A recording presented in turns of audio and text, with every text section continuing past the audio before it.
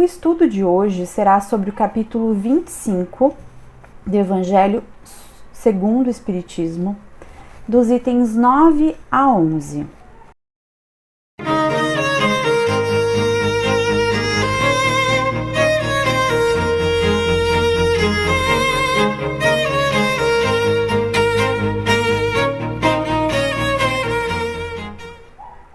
Olá, sejam muito bem-vindos a mais uma transmissão online da Associação Espírita Teresa d'Ávila. Vou fazer uma breve leitura de harmonização, vou abrir aleatório aqui. A leitura número 61, Nunca desfalecer. Orar sempre e nunca desfalecer. Não permitas que os problemas externos, inclusive os do próprio corpo, te inabilitem para o serviço da tua iluminação. Enquanto te encontrares no plano de exercício, qual a crosta da terra, sempre serás defrontado pela dificuldade e pela dor. A lição dada é caminho para novas lições. Atrás do enigma resolvido, outros enigmas aparecem. Outra não pode ser a função da escola senão ensinar, exercitar e aperfeiçoar. Encha-te, pois, de calma e bom ânimo em todas as situações.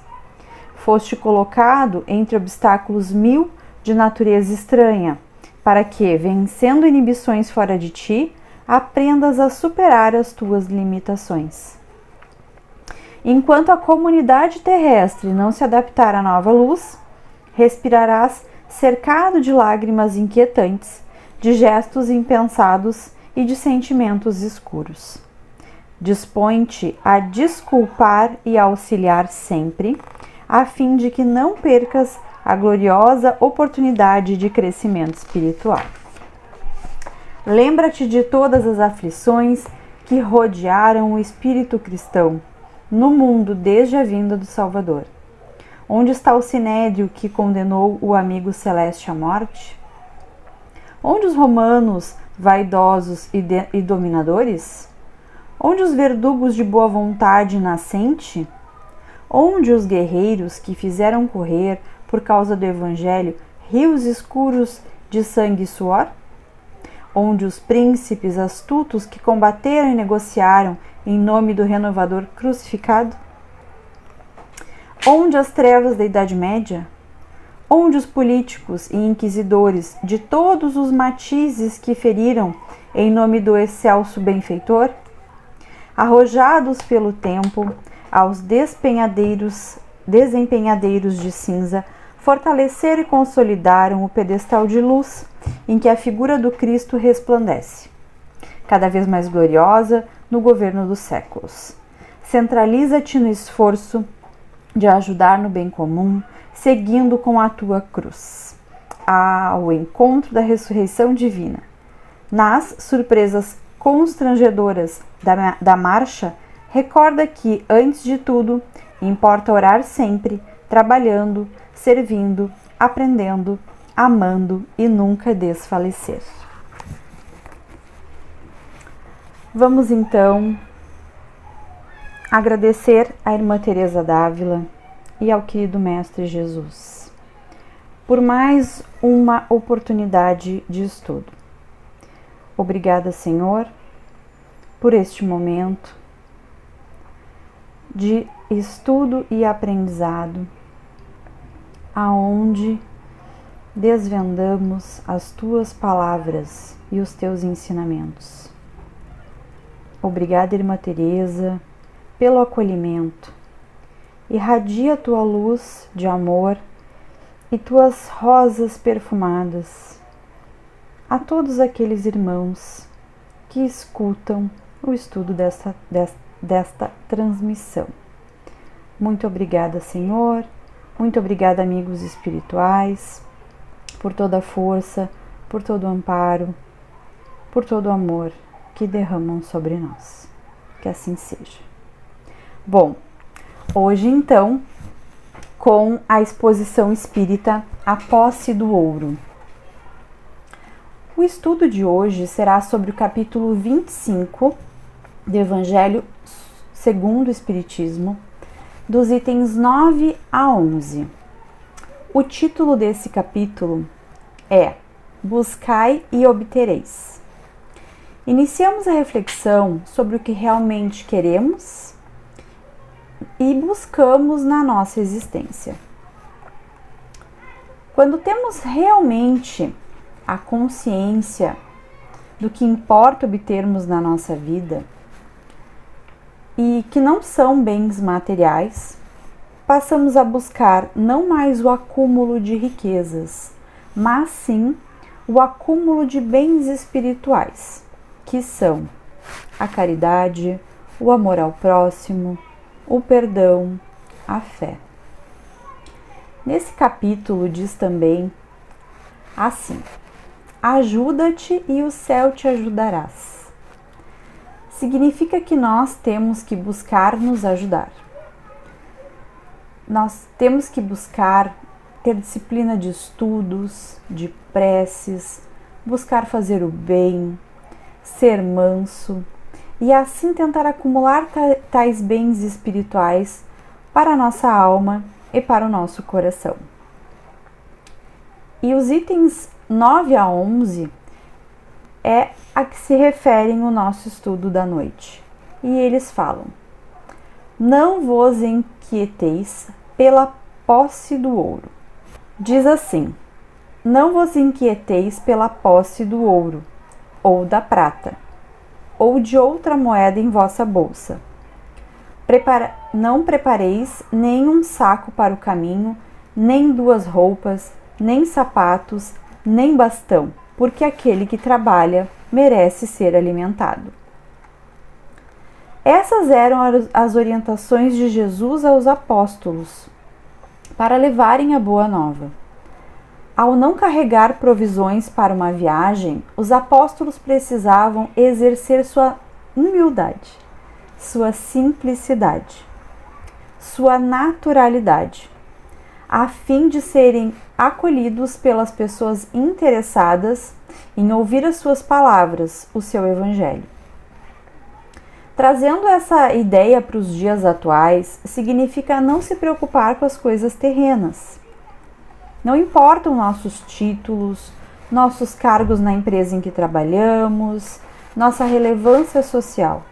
Profissão nenhuma é superior a qualquer outra. Tragamos conosco nossas melhores flores cultivadas no nosso coração, nossas melhores intenções, nossos melhores sentimentos, nossa humildade. Cultivemos bons sentimentos.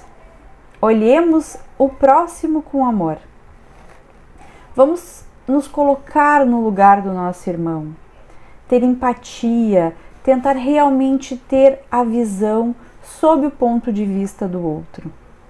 E disse ainda Jesus: em qualquer cidade ou em qualquer vila que encontrardes, informai-vos de quem é digno de vos alojar.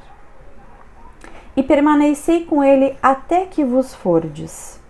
Entrando na casa, saudai-a dizendo: que a paz esteja nesta casa. Se essa casa dela for digna, vossa paz viverá sobre ela. E se não for digna, vossa paz retornará a vós. Essa foi a orientação de Jesus aos apóstolos, para que soubessem se a casa onde iam se alojar era uma casa de pessoas de bem. E se não fosse, tudo bem, a paz estaria ainda com eles. Que esse lar e essas pessoas fossem dignas, fossem pessoas que poderiam se interessar pelas palavras do Cristo. Pessoas humildes, pessoas necessitadas de esclarecimento e amor.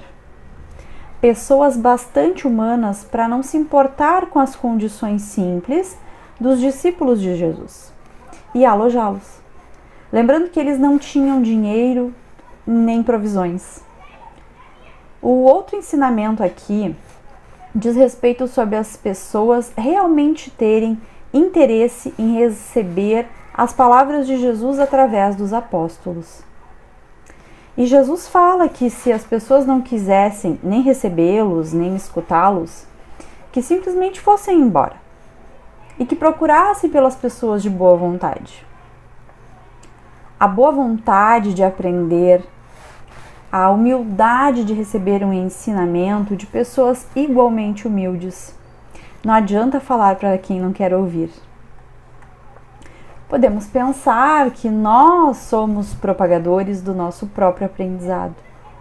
O que você já aprendeu pode ensinar ao próximo, não com sermões, mas com suas ações e condutas de amor, fé e perdão.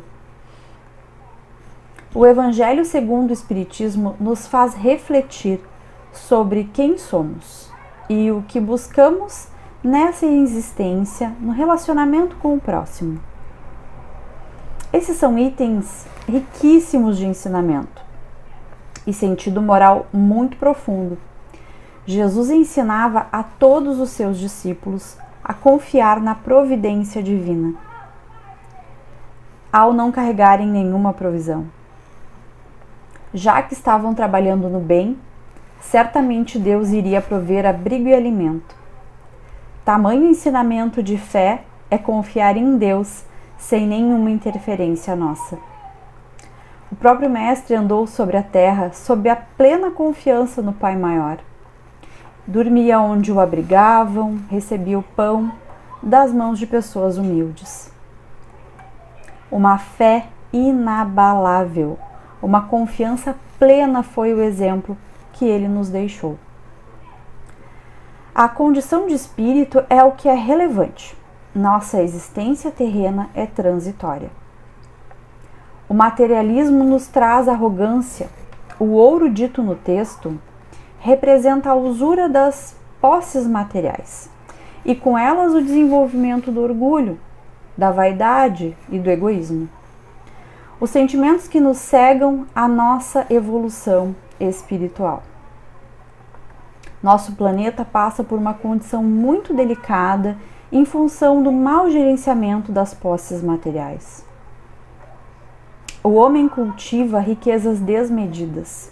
O materialismo dita as regras terrenas de que quem mais possui é mais importante.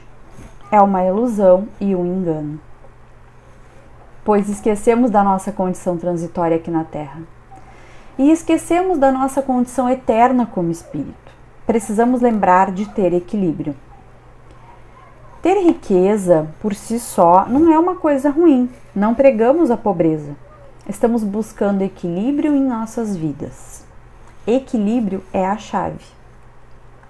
Nosso trabalho nos dá o sustento necessário à nossa vida material, da qual precisamos para vivenciar nossas experiências, para crescer como espírito, pois vivemos em um mundo material. Mas precisamos muito confiar que nossa condição material é de acordo com o que precisamos para evoluir. Equilíbrio no consumo, no respeito ao dinheiro, às quantidades de roupas, sapatos. Vamos refletir sobre o que temos. É suficiente ou exagerado? O desequilíbrio do consumo gera impacto ambiental muito negativo em nosso planeta. Por outro lado, pode ser um momento para refletir sobre o que se passa no nosso planeta nesse momento com o desequilíbrio. Desequilíbrio de consumo, de posse desenfreadas de bens materiais, de baixa condição moral, da falta de fé, de ilusão da materialidade, da exploração extrema da natureza, enfim, todos os excessos cometidos pela humanidade. Um exemplo disso foi uma imagem que vimos de Veneza com seus canais de águas limpas, sem a andança desenfreada dos turistas naquela pequena cidade. A natureza estava se regenerando sem a nossa interferência, tão desregrada em alguns lugares do mundo. E paramos nós para pensar nas nossas atitudes, na nossa corrida desenfreada por dinheiro, por posição social ou por uma carreira de sucesso. Não vos inquieteis pela posse do ouro. Podemos fazer nosso caminho aqui na Terra com amor e dedicação, de trabalho no bem.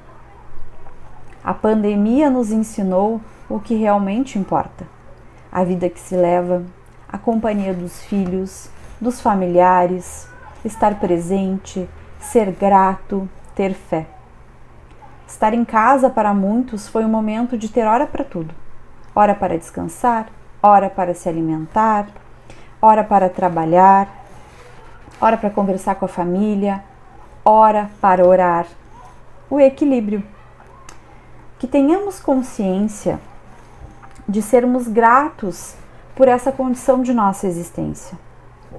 Que tenhamos fé para entender o momento que estamos passando. Que tenhamos discernimento para usufruir das nossas condições materiais.